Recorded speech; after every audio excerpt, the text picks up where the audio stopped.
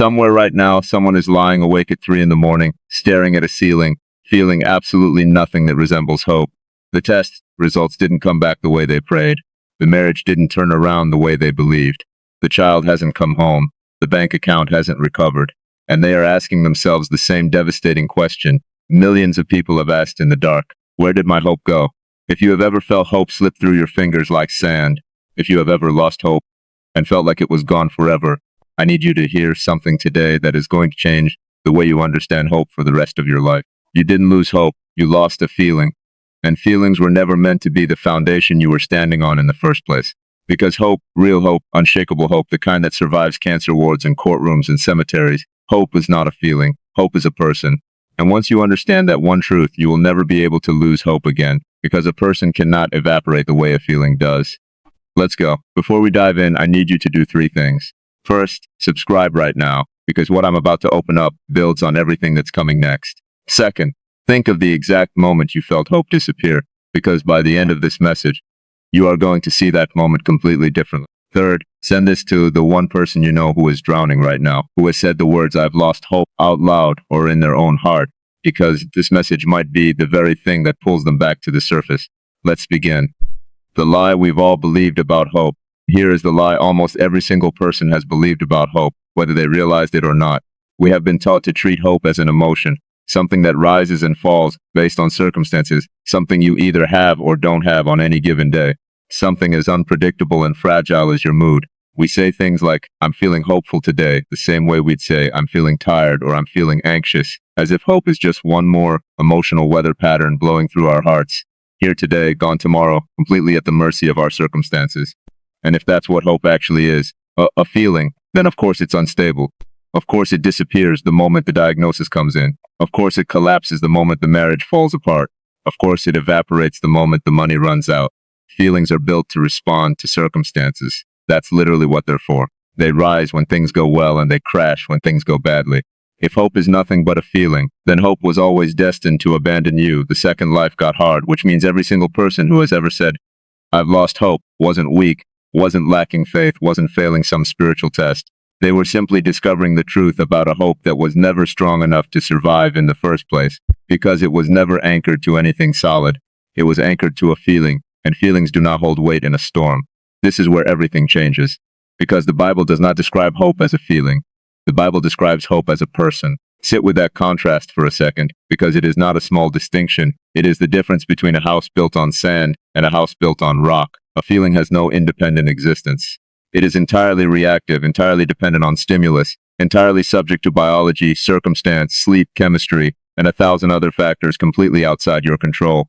A person, by contrast, has an existence entirely independent of you. He does not require your circumstances to line up in order to remain who he is. He was who he is before your storm began. He is who he is in the middle of it, and he will still be who he is long after it is past. That is not a small comfort. That is the entire foundation this message is built on. Hope has a name. Listen to this. Scripture calls him directly, Christ in you, the hope of glory. Not Christ gives you hope. Not Christ produces a hopeful feeling in you. Christ is your hope. Hope isn't something he hands you like a gift you might misplace. Hope is who he is living inside you. Do you understand what that means?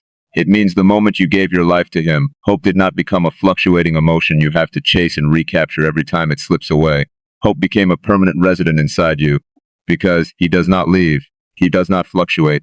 He does not check the weather before deciding whether to stay. Paul calls him the God of hope, not the God who occasionally produces hope, not the God who is the source of hopeful feelings when circumstances allow it. The God of hope, meaning hope finds its very definition, its very source, its very existence in him. Take away the person and you don't have diminished hope. You have no hope at all, because hope was never a standalone commodity floating around waiting to be felt. Hope only exists because he exists. And here is the earth-shattering implication of that truth. If hope is a person, then hope cannot die, cannot fail, cannot disappear, cannot be defeated, because he cannot die, cannot fail, cannot disappear, and has already defeated the grave itself. You want to know if your hope is still alive? Stop checking your feelings. Start checking him. Is he still alive? Is he still on the throne? Is he still who he said he is? Then your hope is still exactly as alive as he is, which is to say indestructible. Why this changes everything about the dark seasons. Now let's take this and drive it into the exact place you need it most. The dark seasons, the waiting rooms, the funerals, the empty bank accounts, the broken relationships. This is where the difference between hope as feeling and hope as persistent becomes the difference between drowning and standing. If hope is a feeling, then the darkest seasons of your life are exactly when hope should be most absent, because feelings collapse under pressure. That's what pressure does to feelings. It crushes them. Ask anyone who has sat in a hospital waiting room for hours, watching the clock, watching the door, watching for a doctor's face to tell them everything. Nobody in that chair is feeling hopeful. The feeling is gone. Completely, totally gone. If hope were a feeling, that person would be utterly, permanently hopeless in that chair. But if hope is a person, everything changes, because a person does not evacuate the room when the pressure rises. In fact, Scripture tells us the opposite happens. He draws near to the brokenhearted. He is described as close to those who are crushed in spirit. The exact moment your feelings collapse under weight is the exact moment he is closest, not furthest. This is not wishful thinking. This is the testimony of everyone who has ever walked through fire and come out the other side saying the same astonishing thing. I felt nothing, and he was still there. I had no strength left, and he carried me anyway. My feelings said it was over, but he said it wasn't, and he was right. Do you see what this means for you right now, in whatever dark season you're currently walking through? It means the absence of a hopeful feeling is not evidence of his absence. It never was. Your feelings and his presence are two completely different measurements, and only one of them is trustworthy. The difference between feeling hopeful and having hope. Let's get even more precise, because this distinction will save you in the hardest moments of your life. There is a massive difference between feeling hopeful and having hope. Feeling hopeful is an emotional state, pleasant, encouraging, but temporary and reactive to circumstances. Having hope, when hope is a person, is a positional reality, a settled, unchanging fact about who lives in you and who holds your future, regardless of whether you currently feel encouraged about it. Here's an analogy that will make this land. Imagine you're on an airplane and the plane hits violent turbulence. You do not feel safe. Every nerve in your body is screaming that something is wrong. But is the plane actually falling out of the sky? No. The turbulence you feel and the actual structural integrity of the aircraft are two entirely different things. The plane is not less safe because you feel afraid. Your feelings are not a reliable measurement of reality in that moment. The engineering of the aircraft is the reliable measurement, whether you feel it or not. This is exactly what's happening when you walk through a season with zero hopeful feelings. The turbulence is real. The fear is real. But the actual foundation, the person who holds you, who has already secured your future, who has already conquered the very thing you're afraid of, he has not changed altitude. He has not lost structural integrity. Your feelings are turbulence. He is the aircraft. And you were never supposed to build your life on the turbulence. Take this a step further. Nobody on that turbulent plane looks out the window, feels the shaking, and concludes that the laws of aerodynamics have suddenly stopped working. They understand, even in fear, that the physical engineering holding that aircraft in the sky does not depend on how calm the ride feels in any given moment. Yet how often do we do the exact opposite with our faith?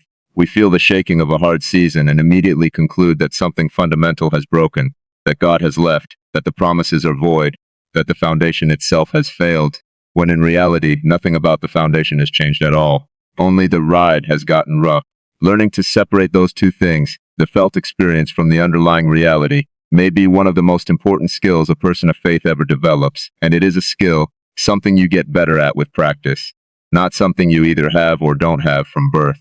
What happens when you anchor to a person instead of a feeling? Once this truth actually settles into your heart, not just your head, but the deep places, something remarkable begins to happen in how you walk through hard seasons. You stop panicking every time the feeling disappears, because you finally understand the feeling was never the thing holding you together in the first place.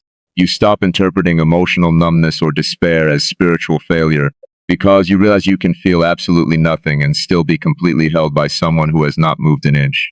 You stop chasing hopeful feelings like a drug, desperately trying to manufacture optimism through sheer willpower, and instead you start simply returning, again and again, to the person who is your hope, regardless of what your emotions are reporting on any given day. This is what Scripture means when it describes hope as an anchor for the soul, firm and secure. An anchor is not designed to eliminate the storm. Ships with anchors still get tossed by waves. The anchor's job is not to calm the water. It's to hold the ship to something unmovable beneath the surface, so that no matter how violent the waves get on top, the ship does not drift away and get destroyed on the rocks. That is exactly what hope as a person does for you. He does not promise you'll never feel the storm. He promises that while you're in it, you are anchored to something the storm cannot touch. The testimony of those who held on. Think about every person in Scripture who is celebrated for their hope, and notice something remarkable. Not one of them is celebrated for having pleasant feelings the entire time. Every single one of them walked through seasons of devastating darkness, where hopeful feelings were nowhere to be found. A man sitting in ashes, having lost everything, children, wealth, health, still declared that he knew his Redeemer lived, even while his own feelings were shattered beyond recognition. 3 men thrown into a furnace, uncertain whether they would walk out alive, still declared their trust before the flames ever confirmed the outcome. A woman weeping outside an empty tomb, feeling nothing but devastating grief, was standing 3 feet from the very resurrection she had been promised, unable to feel it yet, but it was true, regardless. Think, too, of a man thrown into a pit by his own brothers, sold into slavery, falsely accused, and forgotten in a prison cell for years. Years where every reasonable emotion would have told him hope was a childish delusion. There is no record that he felt encouraged during those years. What we do know is that he kept interpreting dreams, kept serving faithfully, kept showing integrity in a cell that had every reason to break him, because something deeper than feeling was holding him upright. And when the reversal finally came, when he stood second only to Pharaoh, in a position to save the very family that betrayed him, it was not because his feelings had finally caught up with reality. It was because the person who had been with him in the pit and in the prison was the same person who was with him in the palace, unwavering across every single scene of a story that took decades to unfold. None of these people were operating on a feeling. They were operating on a person they knew, a person whose character they trusted more than they trusted their own collapsing emotions in the moment. That is the testimony we are called into, not manufactured positivity, not forced smiles over real pain. Real hope, the kind that says, I don't feel it right now, and I am still standing on him anyway, because he has never once failed to be who he says he is. Reclaiming what you thought you lost. So if you are the person lying awake at 3 in the morning, feeling like hope has completely abandoned you, I need you to hear this as clearly as I can say it. You did not lose hope. You lost a feeling, and that feeling was never meant to be your foundation. Hope himself has not moved. He has not left the room. He has not changed his mind about you, about your situation, about the outcome he has planned. The turbulence you're feeling right now is real, and I'm not minimizing it for 1 second, but it is not a measurement of whether hope still exists in your life. It is only a measurement of how hard the current moment is hitting you. Stop asking, do I feel hopeful? That question will betray you in your worst seasons every single time because it was never designed to hold that kind of weight. Start asking a completely different question. Is he still who he says he is? That question has one answer, and it never changes. Yes, he is still faithful. He is still near. He is still working even when you cannot see it. Still holding you even when you cannot feel it. Still sure hope, even in the exact moment hope feels like the furthest thing from your reality. How to actually walk this out? Let me give you something practical, because truth is only useful if you know how to live inside it. When the feeling of hope disappears, and it will, because you are human and feelings do that, do not panic, and do not interpret the absence as evidence that something spiritual has gone wrong in you. Instead, deliberately redirect your attention from the internal weather of your emotions to the external unchanging reality of who he is. Speak his name out loud if you need to. Remind yourself specifically and concretely of what he has already done, not in vague generalities, but in the actual remembered moments where he proved himself faithful before. Return to his word, because his word is where his character is revealed most clearly, and character, unlike emotion, does not fluctuate. Surround yourself, too, with people who can hold hope for you in the moments you cannot hold it yourself. This is one of the most overlooked gifts of community. Sometimes you will be too weary, too numb, too devastated to feel anything resembling hope, and in those moments, the people around you who are anchored can carry that weight alongside you, reminding you of truth until you're strong enough to stand on it again yourself. This is not weakness. This is exactly how the body of believers was designed to function, carrying each other through the exact seasons where individual strength runs out. There is a picture of this in Scripture worth remembering. A leader whose arms grew too tired to stay lifted in the middle of a battle, and instead of being told to muster more personal strength, 2 others simply came alongside him and held his arms up for him until the battle was won. Nobody rebuked him for growing weary. Nobody told him his weariness proved he lacked faith. They simply held him up.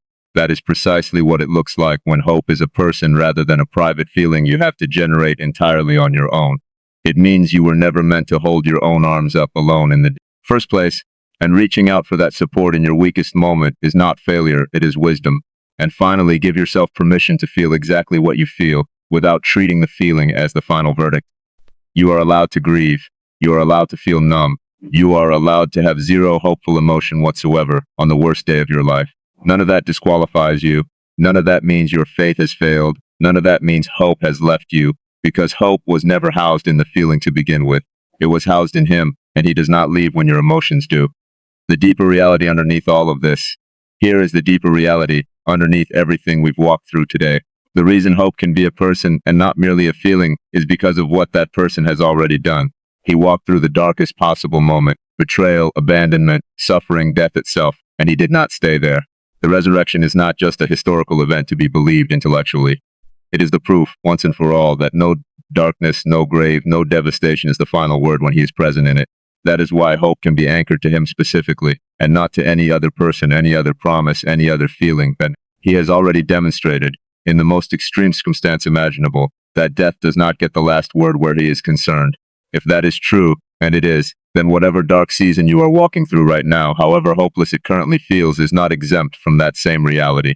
The one who walked out of the grave is the same one living in you right now, in this exact moment, regardless of what your feelings are reporting. Bringing it home. So here is what I want you to walk away with today. Hope is not a mood that abandons you when life gets hard. Hope is not a fragile emotional state you have to protect and manufacture through sheer effort. Hope is a person, and that person lives in you, and that person has never once, in the history of anyone who has ever trusted him, failed to be exactly who he said he is. Your feelings will rise and fall. That is simply what feelings do, and it does not make you weak or unfaithful when they do. But he does not rise and fall. He does not have good days and bad days. He is not more present when you feel him and less present when you don't.